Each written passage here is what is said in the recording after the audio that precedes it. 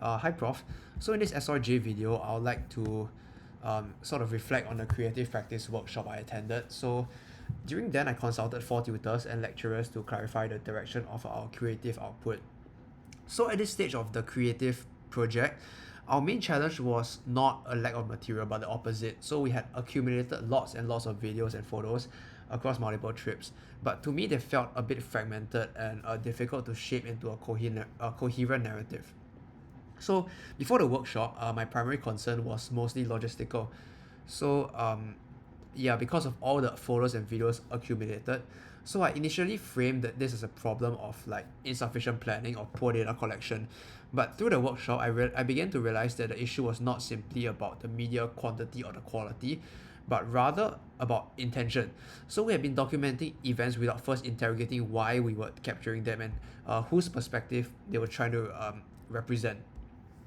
So a recurring suggestion for multiple tutors was the flexibility of form. For example, let's say we adopt a picture book, right? It could be hybrid, or exhibitions can also be multimedia in form, and documentaries also didn't have to be linear in nature.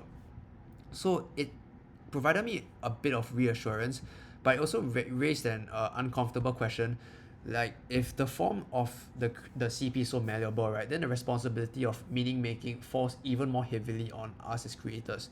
So additionally, right, our engagement with the site was temporary.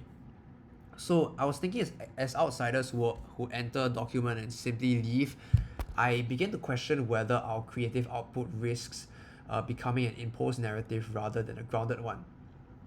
So discussions with Prof. Carissa and Prof. Summer, they challenged my initial assumptions.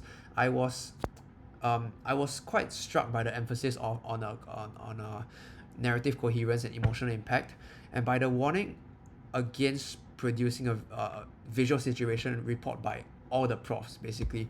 And so this reframing reminded me of the fact that storytelling, right, is not neutral.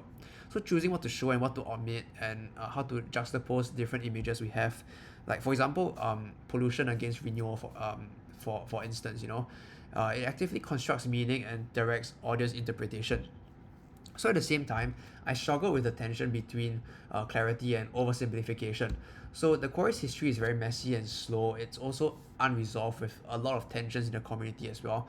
They're quite complex in general. So if we condense it into a compelling narrative, right, while ignoring lots and lots of details, it flattens all these complexities, and if we do that, it could possibly risk disengaging the audience from the problem we're trying to portray.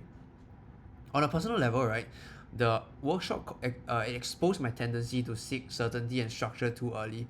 So coming from a STEM background, right, personally I'm more comfortable when problems have defined parameters and measurable outcomes.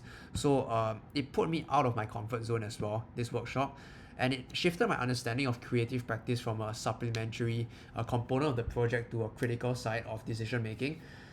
It made me also more conscious of the power embedded in narrative construction, and a bit more cautious about assuming the role of the storyteller. So moving forward, I see our creative output as not as a definitive account of the query of or the community, but as like a situated interpretation of that remains aware of its own limitations as well.